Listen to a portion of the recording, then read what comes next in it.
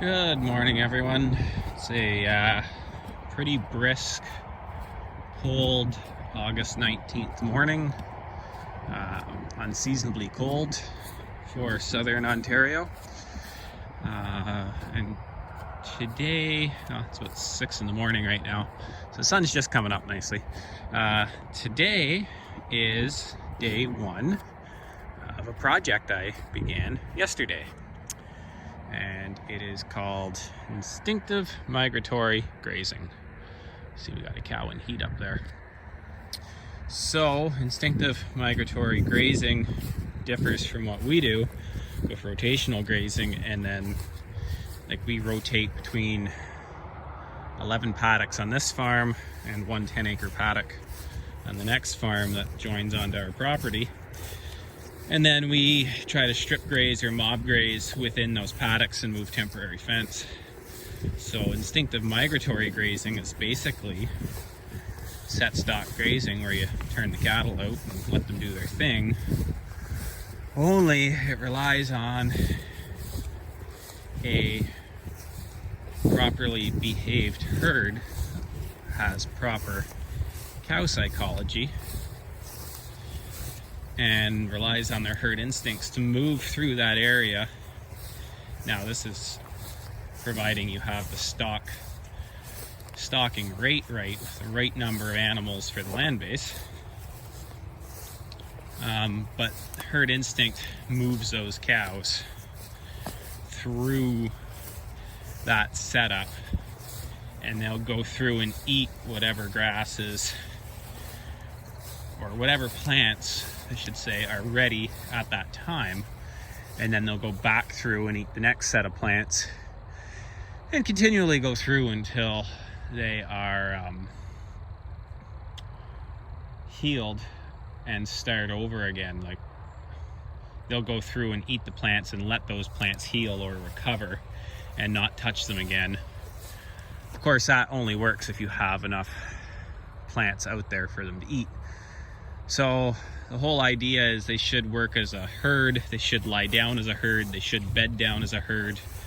And I've been noticing that with our cattle within the paddocks as they graze pretty uniformly as a group and as a herd. So what I did as an experiment was I turned cattle out on this 30-acre piece, so that's 6 paddocks, and I opened all the gates and let them go.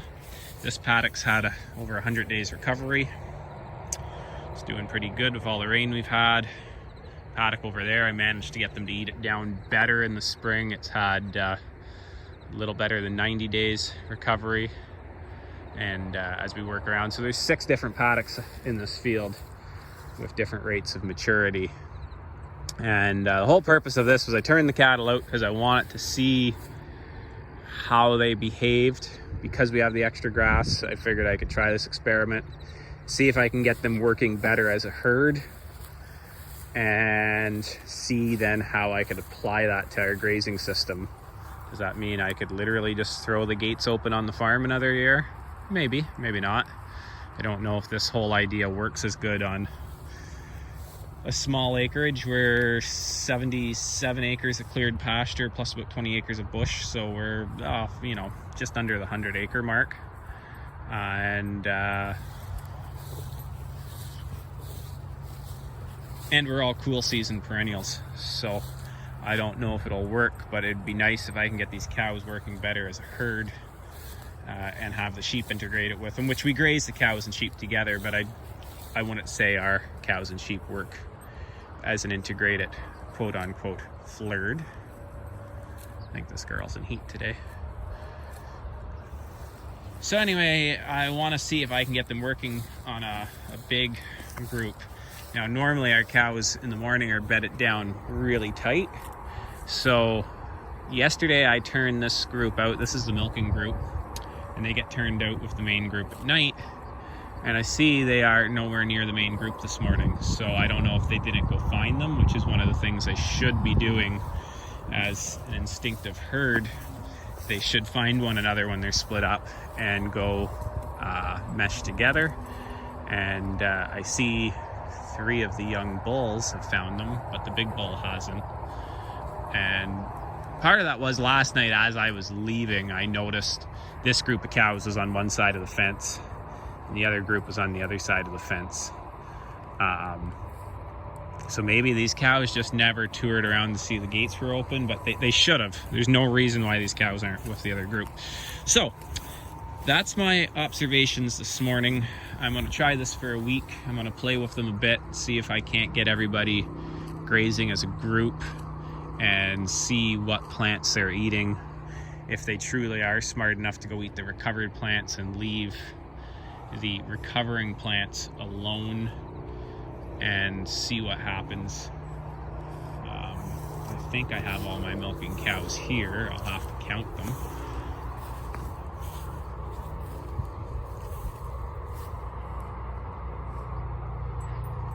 In fact, I have everybody here, plus 3 yearling bulls. So the big question becomes, where is everybody else bedded down for the night? And part of this is they're supposed to bed down in a different spot every night and not always just choose the same campsite, which they tend to do within our paddocks, because when we're moving the temporary fence, we just give them such a small area, and we move the fence ahead of them every day, and then we move the back fence every 3 days. So every 3 days they switch their location because that's the only option we've given them. So it'll be interesting now to see if they truly do work through these areas and choose a different spot every night.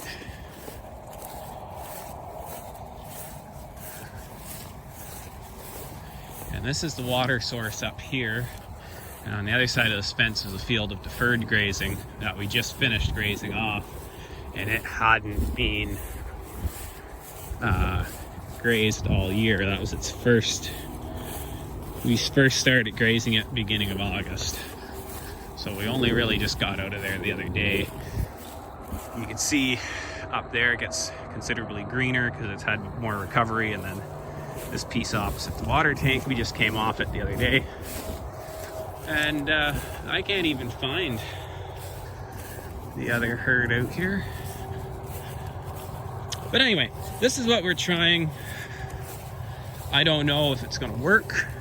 This is purely an experiment, and I figured I would make a few videos either every day, maybe one in the morning, one in the evening, or at least one a day, and talk about my findings. And then people that actually know something of the subject can tear me a new arsehole and tell me I'm doing it wrong, and then people that know nothing of the subject can also tell me what a fool I am for trying it, and in doing so I might learn something. But only found people doing this kind of in what they'd call big air country, you know, huge ranches with paddocks that are a couple hundred acres, or entire ranches that are in the thousands of acres and tens of thousands of acres. So I've never found any evidence of, or any literature of anybody doing this in the East. And I would have thought those cattle would have been up this way. Maybe they're down in those trees. They haven't been in there yet this year. I've fenced them out of that paddock. I see the headlights of Sam down there. She's going down to feed our pigs. We've got them held up in those trees down there. So yeah, this is a little project we're trying. Oh, there they are, over there. And like I say, the whole idea is just see what we can learn from it, see if we could get those cattle working better within the current system. And I mean, the whole idea, maybe it does work out here, maybe there is just, you know, those principles to get the herd working and have the right number of plants out here, right number of animals for the amount of forage that can be consumed throughout the course of the year. And like I said, it's basically set stock. So basically what they're implying is that everybody over the centuries has got it wrong, but maybe not. Maybe set stocking did work when it was done properly. Maybe that set stock density of turn them out in the spring and discover them in the fall, as Greg Judy would say, maybe that can work. Maybe we'd just been doing it wrong. Or maybe we can do rotational grazing within here, within the cells we already have. Maybe that can work too. Maybe I don't need to move fence every day. Maybe we could just move these cattle weekly. I don't know. But that's the purpose of this. Find out what we can from it. I am, however, disappointed. This is juvenile grass, just recovering. And where they bed it down? Well, I guess they're not necessarily bedded down right in it. They're right on the border of a field that is pretty well recovered. But that is part of the problem with our 90-day to 100-day recovery. With all the rain we've had this year, we are kind of over-resting grass. So that field of 100-day rest that the dairy cows are in over on the other side of those trees, well, I think those cows came through the alleyway. That was the first field they came to, and they just stopped there. I think these cows had more time to browse around and find which paddock had the better grass in it. And of course, I think this stuff here, while I want it to get more time on it for a fall stockpile, it is technically recovered and therefore maybe has better energy in it. And they're not bedded down anywhere near as tight as they normally are. Normally, folks, I come out here, the dairy cows are lying out amongst these cows, everybody's fast asleep, and I'm able just to come through, wake up my dairy cows, and take them back to the barn to milk. And these cows don't typically even get up. So, got my work cut out for me over the next couple of days. I'll try to explain a little bit more about instinctive migratory grazing without butchering it, hopefully, because I really don't know anything about it. Just what I've read. And there's not that many people doing it. And then even less seem to want to return emails or messages or even talk to you about it. And maybe that's because nobody wants to talk to some idiot in the East that's trying to do this. So anyway, folks, you have a great day. I'll keep you updated, and I'm gonna go get this group of cows up and get them on their feet and get my chores done. You take care.